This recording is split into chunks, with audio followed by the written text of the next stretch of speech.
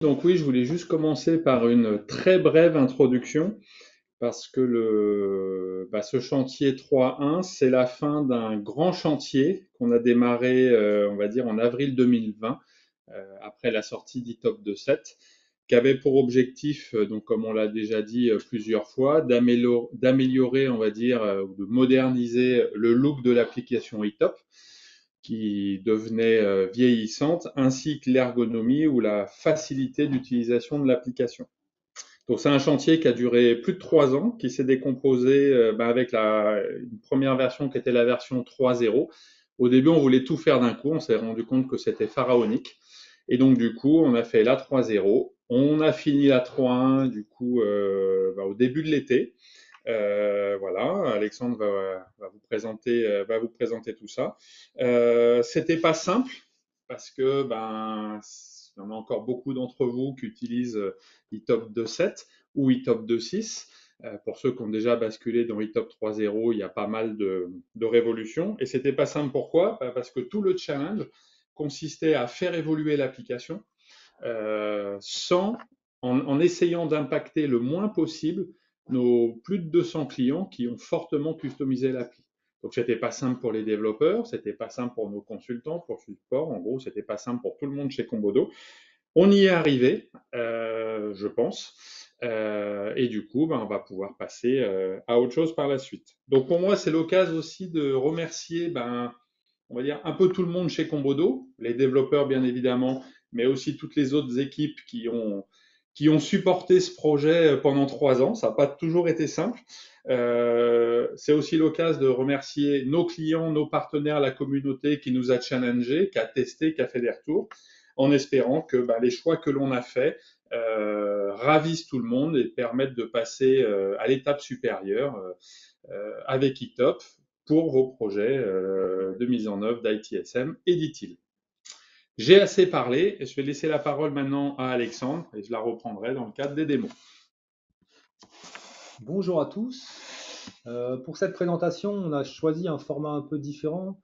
On s'est rendu compte que dans la 3.1, on a répondu à peu près 400 cas clients, donc des cas qui ont été remontés par les clients. Forcément, il y en a qui se recoupent.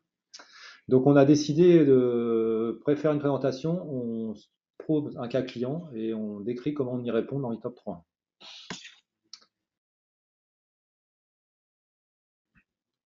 Donc, tout d'abord, on va commencer par l'ergonomie, la facilité d'usage qu'on a essayé d'améliorer avec cette version 3.1.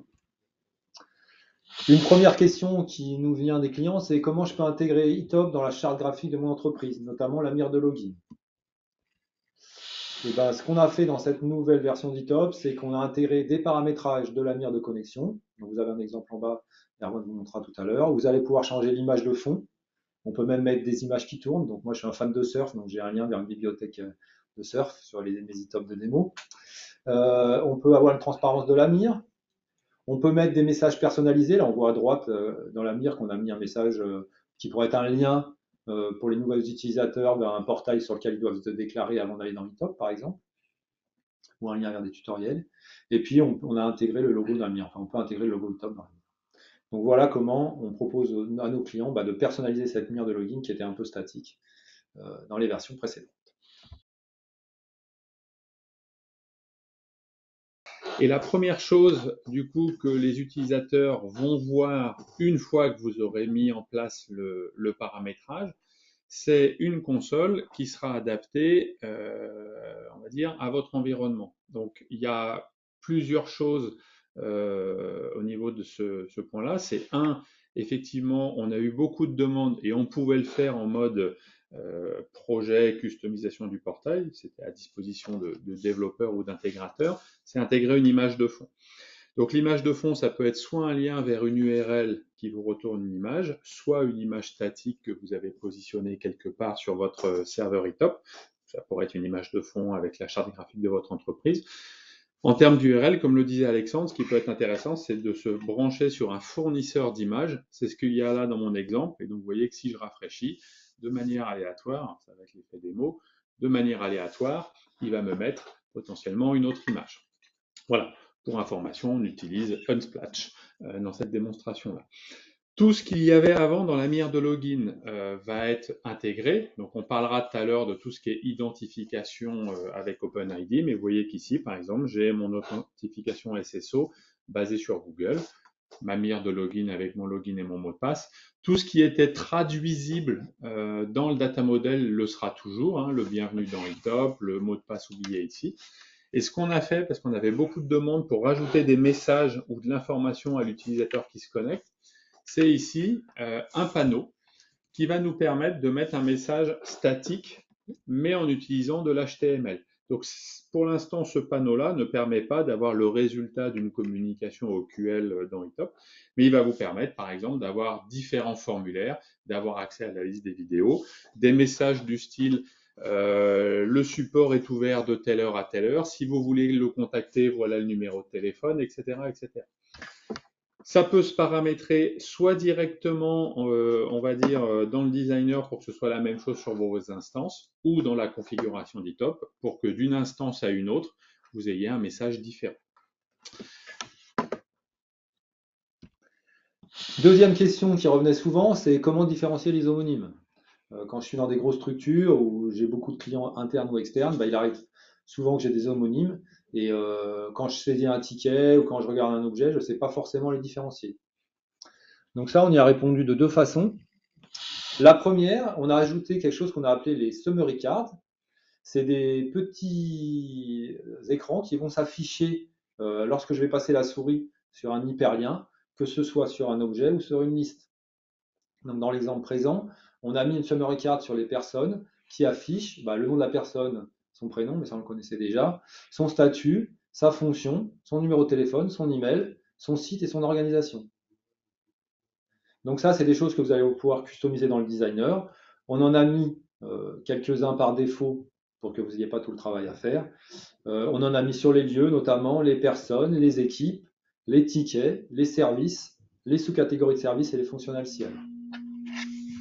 Une deuxième façon de nous aider à différencier les homonymes, ça va être ce qu'on a appelé les complementary names. Donc c'était quelque chose qui existait en 3.0 mais qu'on n'a pas trop mis en valeur. Donc là, on l'a mis beaucoup plus en valeur. Donc ça va vous allez vous en servir soit dans les recherches, soit dans les formulaires d'édition. Ici, je suis sur la personne Anna Galvada. Je veux lui trouver un manager. Je tape Claude Monet et je vais voir s'afficher ici une liste des personnes. Alors là, j'ai fait avec une flèche. Donc sur la flèche, je vois les personnes avec leur adresse email et leur organisation. On a pensé qu'avec ces deux attributs en plus, dans une liste, on allait savoir différencier les homonymes. Si vous avez besoin d'autre chose, vous pourrez dans le designer personnaliser cette liste de complementary names pour chacune des classes. Donc en défaut, on l'a mis sur les personnes, les équipes, les functional CI, les services, les tickets et les triggers. J'en ai peut-être oublié, la liste n'est pas exhaustive, mais à vous de la faire évoluer en fonction de vos besoins et de vos customisations, bien sûr. Après, on s'est rendu compte que parfois, on avait du mal à guider les utilisateurs en eTop. Le client nous demandait, mais oui, mais moi, je ne sais pas comment dire à un utilisateur quel champ il doit remplir comment, qu'est-ce que signifie cet onglet et tout ça. Et bien, on a travaillé sur les tooltips. Donc, on a ajouté des tooltips sur les menus. On a amélioré les tooltips des attributs en les enrichissant. Donc ça, on voit par exemple que sur le menu requête affectée à mes équipes, je vais pouvoir mettre un tooltip où je dis requête ouverte affectée à une de mes équipes, pour définir mieux ce qu'il y a derrière. Encore une fois, tout ça, c'est paramétrable dans le designer, c'est des entrées de dictionnaire. Et puis sur les onglets, maintenant on affiche la description de l'onglet. Donc par exemple, sur un ticket avec l'analyse d'impact, on explique exactement ce qui se passe, comment s'affichent les onglets dans l'onglet CI. Encore une fois, tout ça, on peut le paramétrer dans le designer.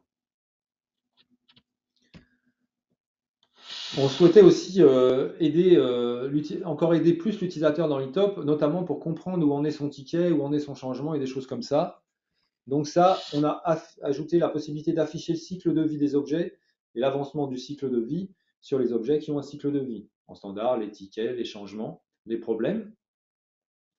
Donc ça, c'est quelque chose qui est paramétrable dans le portail ou dans la console. Vous pouvez décider de l'afficher ou pas. Vous allez pouvoir définir des classes sur lesquelles vous ne voulez pas l'afficher. Par exemple, vous voulez que vos utilisateurs voient bien le cycle de vie des tickets, mais pas ceux des changements. Un exemple. Et puis, vous allez pouvoir cacher certaines transitions. En général, on cache les transitions qui sont automatiques, c'est-à-dire les transitions qui sont exécutées par des scripts. On va laisser à l'utilisateur les transitions sur lesquelles il a la main. Dans mon exemple, je suis au statut assigné, je vois les transitions qui peuvent avoir lieu ici, résolu, réouvrir et ainsi de suite. Autre question que nous posaient souvent les utilisateurs, les agents du service desk, souvent, ils nous disaient, mais comment je peux savoir si une personne a accès à iTop? Parce qu'ils n'avaient pas accès aux users ou c'était compliqué. Et sur les onglets des personnes, on a ajouté un onglet, sur l'écran d'une personne, on a ajouté un onglet qui affiche les comptes de la personne. Bien sûr, seuls les utilisateurs qui ont accès aux users peuvent voir cet onglet. Si malheureusement l'administrateur ne m'a pas donné le droit de voir les users, je n'aurai pas cet onglet qui s'affiche.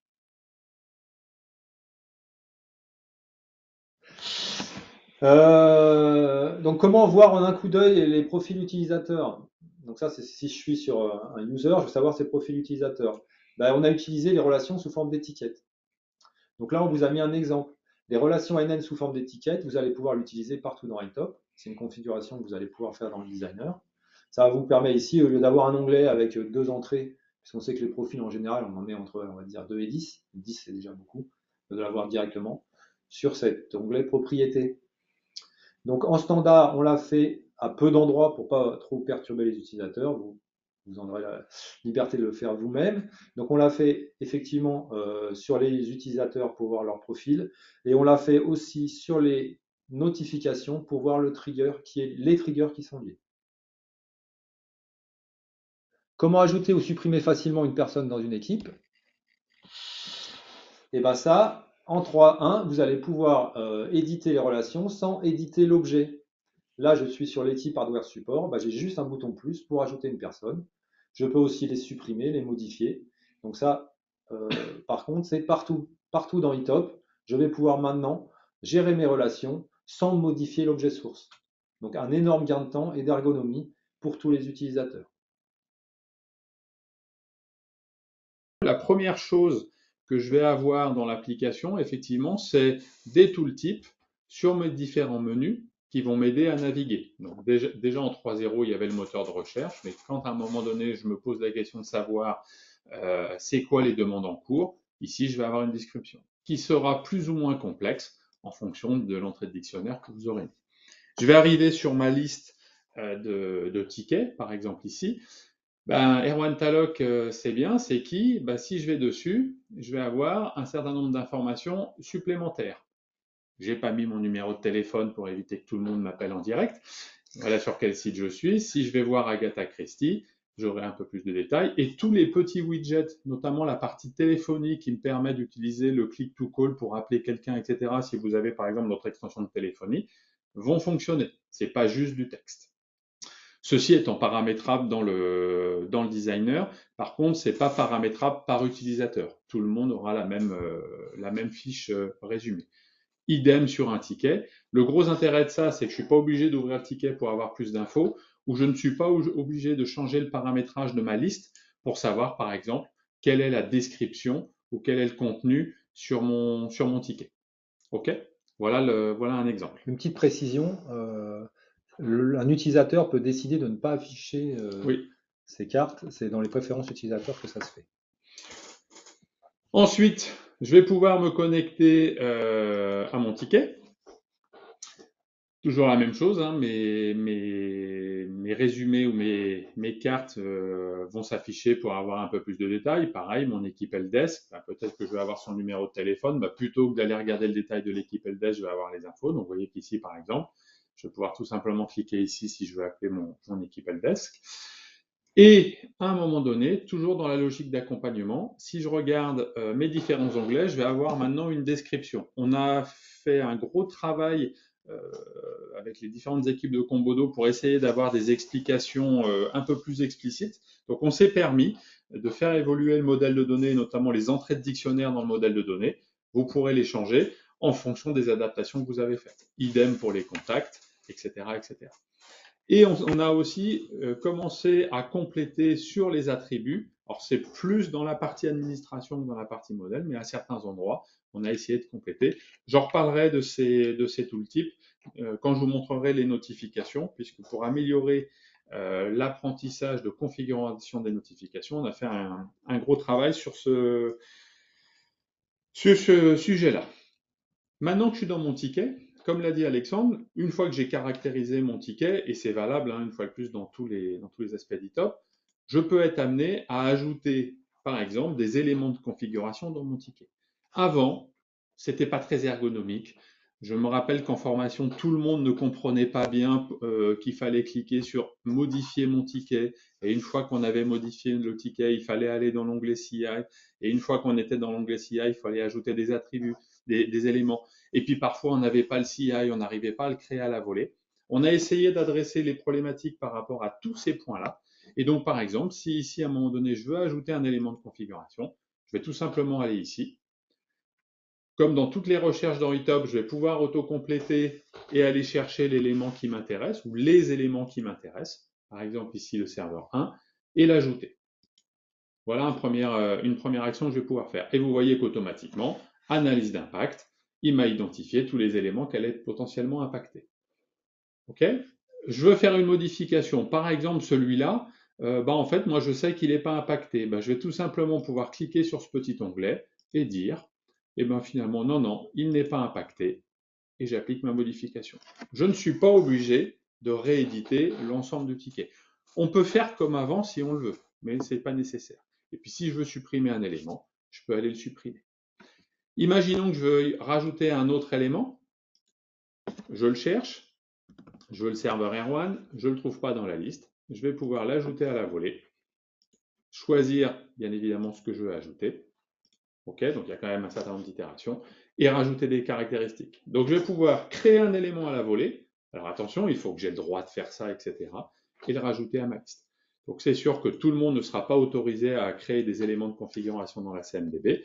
Et donc forcément, tout le monde ne pourra pas forcément faire ça. Ça dépendra des droits utilisateurs que vous allez donner dans le système. Ah, les listes énumérées, on ne savait jamais dans quel ordre elles s'affichaient, l'ordre alphabétique, l'ordre de l'énum et tout ça. Dans cette version, on a géré tout ça. Donc ce qu'on a permis de faire, c'est d'ordonner liste énumérée selon plusieurs possibilités. Et ça, on va le définir par liste. On va pouvoir l'ordonner par valeur, donc c'est la valeur de l'objet, et pas son libellé qui est affiché, c'est la valeur dans la liste. Donc ça, c'était comme avant, ce qu'il y avait par défaut. On va pouvoir définir un rang pour ces listes énumérées, pour ces valeurs de listes énumérées. Donc ça, c'est un ordre fixe, quelle que soit la langue. On va le définir dans l'XML, donc dans le designer. Par exemple, pour les priorités, quelle que soit la langue, c'est bien d'avoir la priorité la plus importante en haut ou en bas, ça c'est multivolé. Mais que ce soit affiché dans un ordre de priorité croissant ou décroissant pour tout le monde. Donc ça, on va choisir en définissant un rang. Et puis, on peut préférer l'avoir par ordre alphabétique du label pour avoir un ordre différent en français et en anglais, mais qui parle aux deux. Donc, dans mon exemple ici, sur l'origine d'un ticket, on l'a fait en défaut dans l'ITOP standard, et on voit que ça s'affiche en français dans l'ordre alphabétique et en anglais dans l'ordre alphabétique. Donc, c'est surtout à la fin que ça change, où le monitoring en anglais, c'est monitoring, et en français, c'est supervision. Donc, ça ne s'affiche pas au même moment dans la liste. Donc ça, à paramétrer dans le designer. On a fait une bonne passe sur la plupart des listes pour mettre ce qui nous semblait pertinent, mais peut-être que dans votre cas, ce n'est pas pertinent. Et puis vous avez forcément d'autres listes énumérées qu'on n'avait pas gérées, donc à vous de le faire dans le designer. Alors c'est pareil, l'affichage des transitions dans les menus. Comment s'affichent les transitions dans les menus? On ne savait pas trop. Donc là, on a fait un truc un peu plus complexe pour répondre à beaucoup de problématiques. Donc cette option d'affichage des transitions dans les menus, quand je suis sur un ticket, quelles sont les transitions, dans quel ordre je vois celles qui suivent, on va pouvoir le gérer de 3 façons différentes. Tout d'abord, c'est l'ordre du XML. Donc ça, c'est l'ordre dans lequel ça fonctionnait avant, c'est comme en 3.0. Si vous ne voulez pas faire de changement pour vos utilisateurs, vous choisissez cette option dans le paramètre de configuration générale d'ITOP. Après, on a l'ordre alphabétique. Donc ça va être l'ordre alphabétique des labels des transitions. Le XML, c'est la première colonne. Le deuxième, c'est l'alphabétique, c'est la deuxième colonne. Donc là, je vois affecté à une équipe, en attente, marqué comme résolu, réassigné. C'est un ordre alphabétique, ça correspond à certains besoins. Après, on va faire un ordre fixe, et ça va faire référence au rang de l'état d'arrivée. Comme mon statut ici, c'est une liste d'énumération, je vais pouvoir lui définir dans le designer des rangs. Si j'ai fait cette option et que je choisis fixe, ça va s'afficher dans l'ordre des rangs d'arrivée. Donc l'ordre que j'avais choisi là, affecté à une équipe, c'était le suivant dans l'ordre, réassigné, en attente, marqué comme résolu. Donc ça va être toujours le même ordre, mais cet ordre, il dépendra de là où j'en suis, parce que je ne pourrai pas aller partout quand je passe une transition. Et enfin, le dernier, c'est l'ordre relatif. C'est celui qu'on a considéré comme défaut. Et en fait, ça va être le rang de l'état d'arrivée à partir de l'état courant. Bon, c'est un peu compliqué à expliquer, je vous laisserai lire le tuto. Je vais essayer de faire simple. Aujourd'hui, je suis un état assigné. Et qui est par exemple le numéro 4, je vais afficher derrière 5, 6, 7, 8. Et si j'ai le droit d'aller à un autre état qui est avant moi, il s'affichera ensuite. 1, 2, 3. OK? Donc ça, c'est ce qui nous a semblé le plus pertinent. C'est pour ça qu'on l'a choisi comme modèle par défaut. Mais vous pourrez le changer si vous le souhaitez. Donc celui-là est un peu compliqué par rapport à tout ce que je vais vous présenter. Donc n'hésitez pas à lire et à poser des questions au support si vous avez des questions. Comment fixer l'affichage de l'ordre des attributs dans les transitions? On a eu beaucoup cette question-là. Je pense qu'il y a une dizaine de clients qui nous l'ont posé. J'imagine qu'il y a au moins 10 de plus, voire plus, qui se posaient cette question. C'est vrai que c'était un peu aléatoire. Et finalement, eTop, il fonctionnait un peu comme il voulait. Donc là, on s'est beaucoup creusé la tête. On a sondé pas mal de gens. Et finalement, on s'est dit, le plus simple pour l'utilisateur, c'est que les attributs s'affichent dans le même ordre que sur l'objet lui-même. C'est ce qu'il y a de plus intuitif. Donc là, vous avez un bel exemple où en 3.0, la sous-catégorie service, quand je faisais marquer comme résolu sur un ticket, elle s'affichait tout en bas. Et maintenant en 3.1, ce sera dans le même ordre que dans le formulaire. Donc service, sous-catégorie service, code de résolution et solution. Ça, il n'y a rien à faire. Ça va le faire tout seul pour toutes vos transitions. Et je pense que ça va sérieusement simplifier le travail de vos utilisateurs. Alors on va sur une partie qui est à la limite de l'admin. Je l'ai laissé ici parce qu'il n'y a pas que les admins qui font de l'import, mais on a parfois du mal quand on fait des imports à comprendre les erreurs. Donc on a on a amélioré l'ergonomie de cet import, notamment sur les clés externes. Vous voyez que sur les clés externes, si j'ai une erreur d'import, par exemple ici, je voulais importer un objet avec l'organisation démo avec un S, il ne l'a pas trouvé. Donc eTop, il va m'expliquer qu'il ne trouve pas démo. Il va me proposer quelques valeurs possibles. Donc les premières dans l'ordre des organisations démo, HP, IT département. Et je vais pouvoir cliquer sur le bouton voir toutes les valeurs possibles, où il va me proposer toutes les valeurs possibles de démo, ce qui va me permettre de retravailler mon fichier d'import et de refaire l'import. De même sur les listes énumérées, où là il y a moins de valeurs possibles en général, il va directement me proposer quelles sont les valeurs possibles. Ici, j'avais créé un serveur que je voulais mettre au statut production, non, producton, pardon. J'avais fait une erreur de frappe. Là, il me dit les valeurs possibles sont celles d'en dessous, stock, implémentation, production, obsolète. Donc ça, c'est un début d'amélioration de l'ergonomie des imports. On a travaillé sur l'ergonomie essentiellement de la console, mais pas forcément de tout ce qui tourne autour. Donc c'est des choses qu'on espère améliorer encore, enfin on aimerait améliorer encore dans le futur, et peut-être dans la prochaine version 3.2, en fonction des priorités qu'on met sur cette version. Une autre question qu'on nous posait souvent, c'est comment on fait pour informer les utilisateurs de la console? On sait qu'on peut informer les utilisateurs dans le portail avec la brique de communication, mais dans la console, comment on fait? Et avec cette nouvelle version d'eTop, vous allez pouvoir afficher une notification dans la console. Donc vous pourrez choisir si vous les affichez dans la console, dans le portail ou dans les deux. Et on verra tout à l'heure qu'on peut même les afficher un troisième endroit. Ils s'afficheront sous forme, il y aura un petit onglet communication qui est fermé par défaut, il me semble. Et puis dessous, vous aurez les différentes communications que vous pourrez ouvrir ou fermer. En fonction de la criticité que vous avez choisi de la communication, elle s'affichera de différentes couleurs. Donc je l'aurai dans tous les écrans, mais comme c'est fermé par défaut, ça ne gêne pas la navigation des utilisateurs. Et puis maintenant, on avait une autre problématique, c'est par exemple, je voudrais bien informer mes clients, alors c'est plutôt les clients externes, là on parle plutôt des sociétés qui donnent du service à l'extérieur, mais il y a sûrement d'autres cas en interne. Je voudrais informer mes utilisateurs du portail, mais seulement ceux dont le contrat va bientôt expirer. Et c'est un cas qu'on avait chez nous. Les sales étaient très demandeurs de ça, parce qu'en fait, ce qu'ils étaient obligés de faire, ils regardaient les contrats qui allaient expirer, et puis dans leur notification, votre contrat va bientôt expirer, dans leur communication, ils ajoutaient à la main les organisations, ce qui était un peu contraignant et qu'il fallait faire régulièrement. Et bien maintenant, la sélection des organisations, vous pouvez le faire comme avant en sélectionnant les organisations à la main, mais vous allez pouvoir aussi sélectionner ces organisations par une requête OQL. Donc là, on a fait une requête OQL qui sélectionne les organisations, qui a un contrat qui va expirer dans moins de 2 mois. Et du coup, à chaque fois qu'ils se connecteront à l'ITOP, ils verront attention, votre contrat va expirer. J'en reparlerai, j'y reviendrai tout à l'heure, mais je vais vous montrer déjà ici, puisqu'on est dans la mire de login. Le module de communication permet d'afficher des communications maintenant dans le portail comme avant, dans la console, et y compris dans la mire de login. Alors attention, quand on est connecté à la mire de login, on n'est pas encore identifié. Donc ce seront des communications générales visibles de tout le monde. Mais si par exemple vous avez un problème grave, etc., et que vous voulez informer les gens avant qu'ils se connectent, ils auront ici une liste de communications avec des codes couleurs en fonction de la criticité. Et quand on clique dessus, on va avoir un message relativement simple dans cette démonstration qui vous permettra d'informer les gens. On n'a pas changé pour l'instant côté portail l'affichage des communications, c'est comme avant. Okay, si ce n'est qu'on va voir juste après que le paramétrage de comment on l'affiche, de quelle est la cible des notifications, peut maintenant se faire en OQL. Et donc si je reviens côté console, ce que vous allez avoir dans la console, c'est une petite barre ici. Donc d'un point de vue customisation d'ITOP, c'est le seul endroit où on peut mettre de l'information. Je sais que certains clients très anciens, il y a très longtemps, avaient fait des petits développements pour gérer ces choses-là. C'était un carrousel qui déroulait en haut.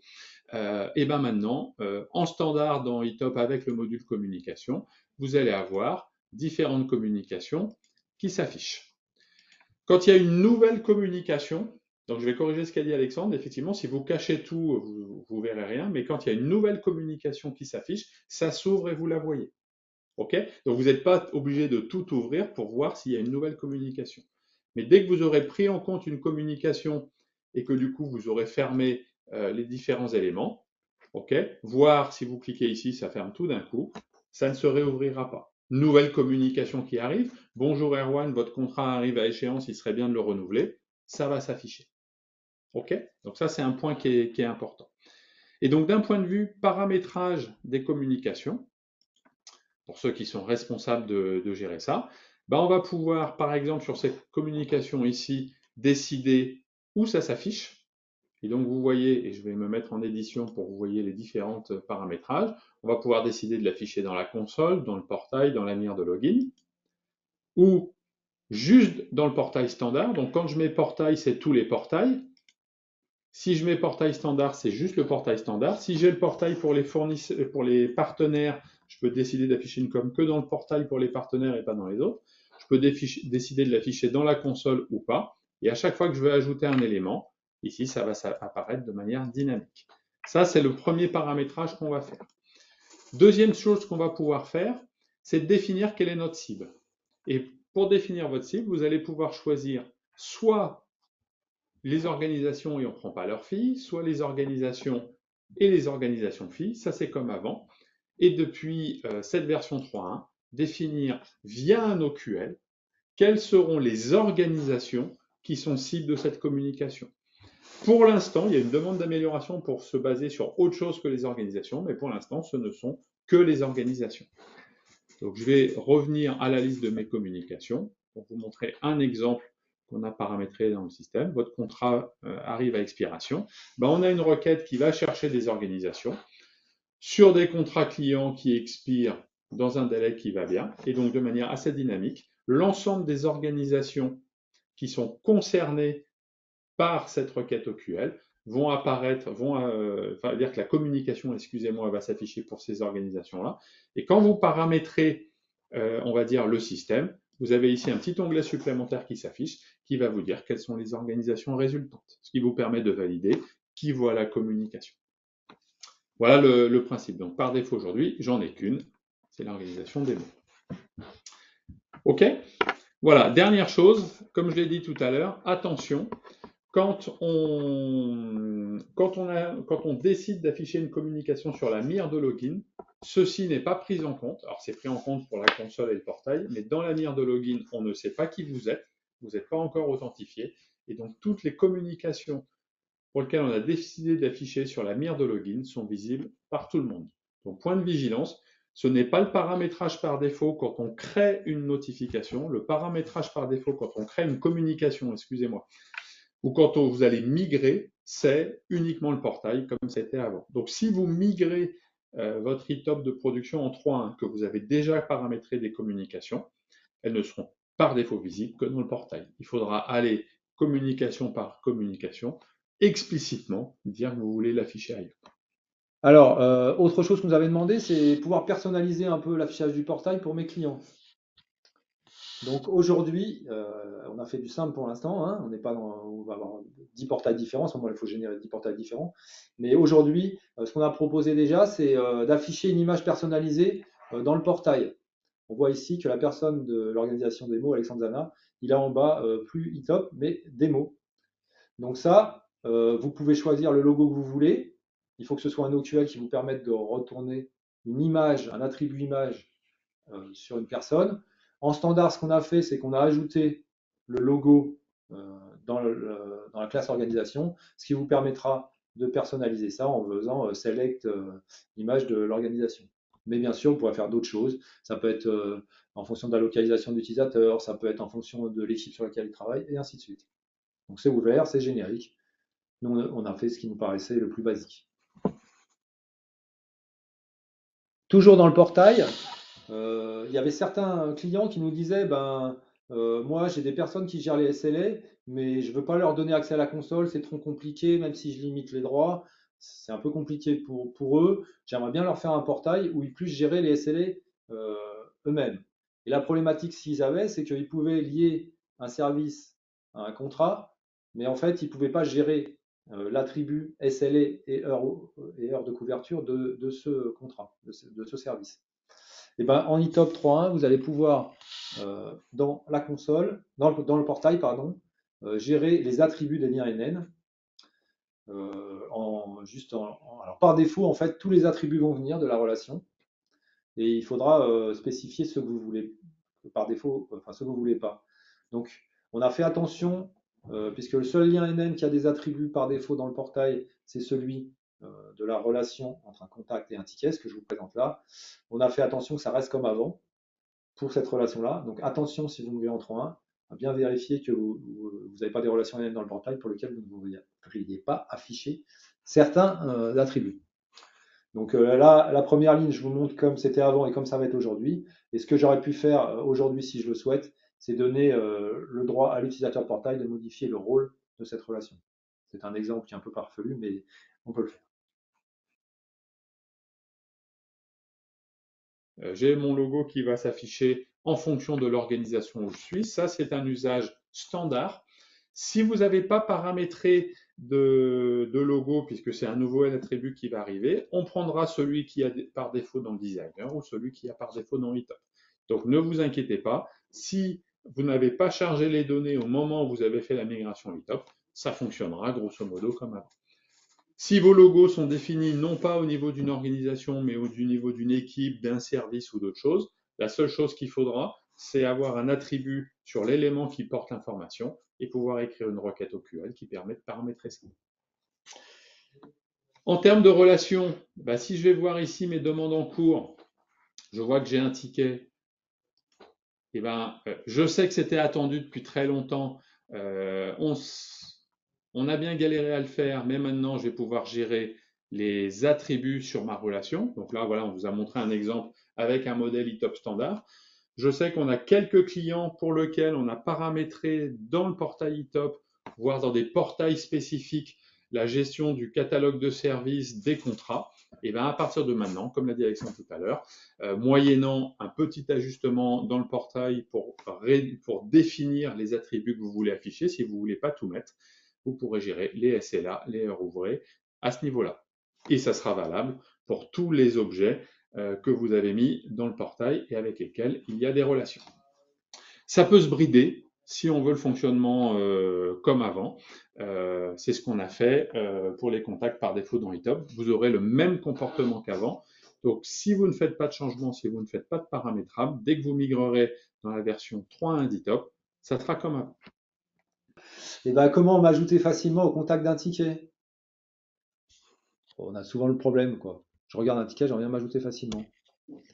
Et ben là, on a intégré une extension qui s'appelle Hyperlink Configurator. On l'a paramétré à plusieurs endroits, notamment quand vous connecterez à un ticket, vous aurez la possibilité de vous ajouter au contact. Donc on l'a configuré sur les tickets. En fait, ça exécute une méthode PHP derrière. On a aussi la possibilité, donc ici, d'ajouter des méthodes PHP, mais aussi d'ajouter des liens vers des sites ou des applications. Donc on a ajouté deux autres exemples dans eTop. Euh, enfin, plus de deux exemples d'ailleurs, trois autres exemples.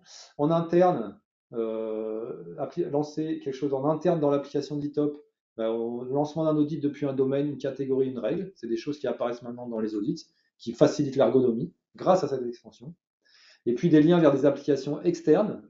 Par exemple, on a mis sur un lieu un lien Google Maps Me, où ça va vous ouvrir Google Maps avec la recherche du lieu, donc où ça se situe. Et quelque chose qu'on utilise plus chez nous, c'est LinkedIn Me. On l'a mis sur les personnes. Et du coup, quand il y a des gens qui viennent aux formations ou qui nous posent des questions, des gens à l'extérieur, on a rapidement l'information sur qui ils sont, de quelle société ils sont. Donc bien sûr, ça c'est du standard. C'est paramétrable dans le fichier de configuration, donc vous êtes autonome là-dessus. Et on nous a semblé que ces exemples étaient pertinents.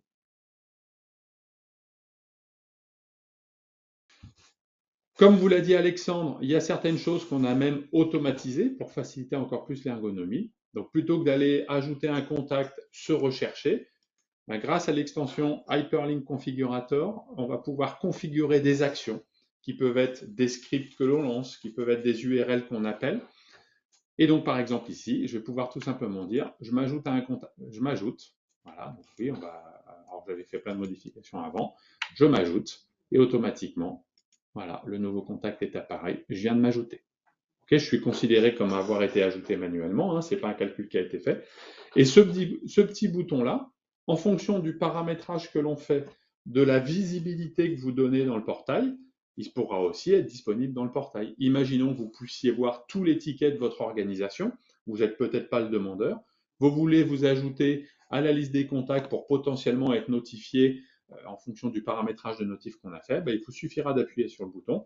Cette capacité existe dans la console, mais également dans le portail si on l'a configuré correctement. Donc là, tout l'objectif, c'est d'essayer de réduire le nombre de clics, faire que ce soit beaucoup plus intuitif pour les utilisateurs de gérer ces relations, ces liens entre les différents éléments, puisque c'est un élément important dans l'application. Je vais vous montrer un autre exemple d'usage rapide pour essayer de ne pas prendre tout le temps là-dessus.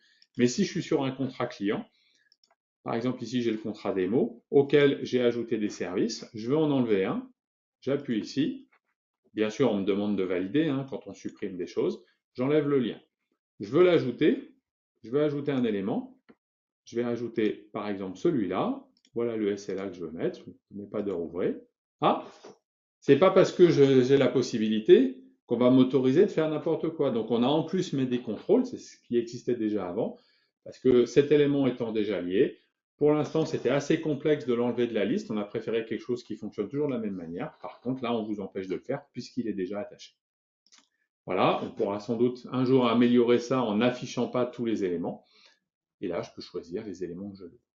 Voilà, donc c'est sûr qu'il y a des endroits où ce sera très utile, des endroits où c'est moins utile. Ça va dépendre des droits des utilisateurs. Si je n'ai pas le droit de piloter cette information-là, le système va me bloquer.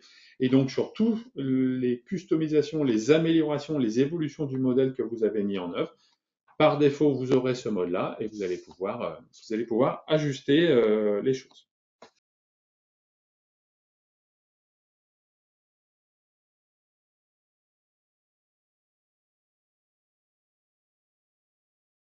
Aujourd'hui, on peut choisir les modes d'authentification que l'on choisit. On n'a pas encore. Alors, pardon, je vais expliquer autrement. La mire de login ou la configuration de la mire de login permet de gérer l'affichage, d'interfacer les modes de connexion que l'on a. Elle ne permet pas, par exemple, si c'est ça la question de Fabien, d'afficher une mire intermédiaire stipulant qu'on a 18 SSO différents, par exemple par client, et donc de choisir celui qui va bien. Je rappelle une chose, là, c'est pour configurer l'affichage. L'API qui permet de customiser, de designer lanière de login existe toujours. Il suffira de ne pas activer les paramétrages pour que d'autres custos marchent. Je ne l'ai pas dit tout à l'heure, mais on a des clients qui avaient customisé déjà la lanière de login. Sans rien faire, ça marchera toujours. Par contre, si on commence à personnaliser la lanière de login plus les custos, ça ne fonctionnera pas forcément de manière efficace. Donc non, on n'a pas prévu pour l'instant de gérer du multi-SSO, multi-client, multi-organisation.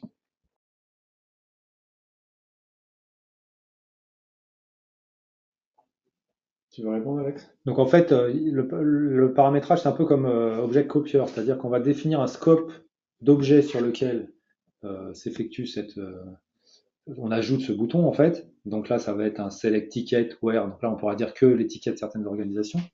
Et après, on va définir quels sont les utilisateurs qui sont autorisés à voir ce bouton, cette entrée de menu. Et à ce moment-là, ça se fait par profil. Mais on ne pourra pas dire que les personnes de cette organisation ont le droit de voir ce bouton.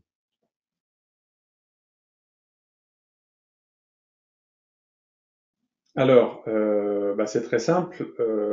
Les customisations ont été faites dans le designer ou une extension, alors que nous, ce qu'on a fait, c'est dans la partie, on va dire, data model par défaut de l'application. Donc, par défaut, si vous avez fait des customisations de tout le type sur certains attributs, ce seront vos customisations qui seront conservées. Il suffira, entre guillemets, qu'on les enlève côté designer pour que vous ayez ce qu'on a mis par défaut dans le tab. Voilà, il y aura pas, il y a pas une option qui dit je prends la custo ou je prends pas la custo. Voilà, donc par défaut, toutes vos customisations priment, c'est vous les rois. Par contre, si on veut revenir au standard qu'on a mis dans la nouvelle version, il faudra supprimer tout simplement la traduction dans vos customisations.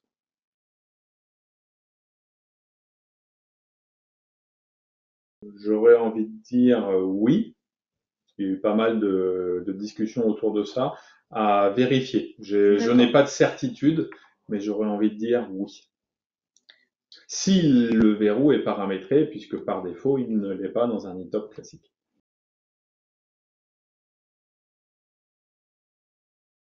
Donc aujourd'hui, on ne peut toujours pas ajouter un document dans une pop-up. Donc ça, c'est une des limitations. On espère la lever à moyenne échéance, je dirais, mais pour l'instant, il y a quelques limitations effectivement dans l'édition des relations en pop-up.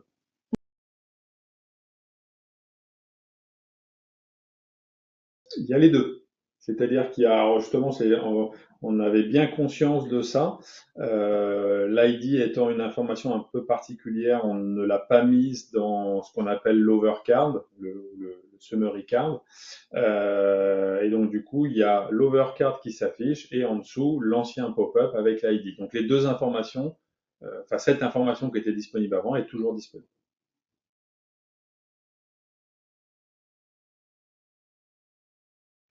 Je vais donc partager mon écran. Donc, je vais vous montrer une configuration très basique, hein. On peut faire des choses beaucoup plus avancées. Je vous donnerai quelques exemples d'usage. Donc, vous voyez, par exemple, là, je suis dans le portail, puisque la question c'était au niveau du portail. Si je vais sur ce ticket-là, je viens de changer un tout petit peu la configuration d'Hyperlink Configurator pour que le bouton Add Me to Contact apparaisse dans le portail. OK. Donc voilà le genre de bouton qu'on pourrait afficher. On a fait dans le cadre d'un projet pour un client un bouton qui permettait de noter l'intérêt dans la base de connaissances. C'est pas encore intégré à toutes nos extensions sur le sujet. Donc la personne, elle avait un bouton ici qui lui permettait de dire cette fac m'a aidé. Donc, il y avait un petit script qui était lancé derrière. Là, on voit, il y a Add Me to Contact. Je pourrais très bien configurer, par exemple, sur un contact, si je vais voir la fiche d'un contact, le fait d'aller voir dans LinkedIn les choses, etc. Donc, tout ce qu'on peut pouvoir paramétrer côté console, on va pouvoir le paramétrer côté portail, moyennant des droits qu'on va donner. Donc, je vais juste basculer côté console. Désolé pour ceux qui sont un peu moins techniques ou pas administrateurs. Et voilà un exemple tout bête du paramétrage de ce bouton-là. Il y a un label. Donc, il y a une fonction qu'on a créée dans eTop, donc qui est déjà préintégrée là pour le coup dans le modèle. Il y a un périmètre qui définit à qui ça s'applique. Donc, vous voyez que par exemple le bouton ici, il y a une petite astuce. C'est pour ça que j'ai dû aller faire quelques modifications. Il ne s'affiche que si je ne suis pas déjà dans la liste des contacts. Ça fait pas de sens. Bon, le remove, il faudrait que je le paramètre également. Et donc, vous voyez qu'ici, on va lui associer une icône. Et ici, je vais pouvoir définir le contexte où ça s'applique. Back-office, c'est la console. Le portail e-top, le portail business partner, etc. Voilà. Donc, voilà comment on peut faire ce genre de petites choses. Donc, pour ceux qui sont développeurs parmi vous, qui ont le profil développeur dans le designer, bah, cette extension-là permet d'assez facilement, une fois qu'on a une fonction ou un bout de code qui fait des automatismes, de donner l'accès à un utilisateur pas forcément expérimenté. Petite remarque, je vous conseille pas de faire un bouton créer la machine virtuelle dans l'espace d'à côté sans passer par un orchestrateur qui va vous gérer la latence. Voilà, e-top n'est pas un orchestrateur aujourd'hui. Donc si je fais un bouton créer la machine dans Ansible ou dans VMware, la personne pourrait attendre plusieurs minutes avant que ça lui rende la main. Donc attention, ce système-là a aussi quelques limites. Il y a plein de limites qui existent dans e-top, mais ça permet quand même de faire beaucoup de petites choses relativement simplement.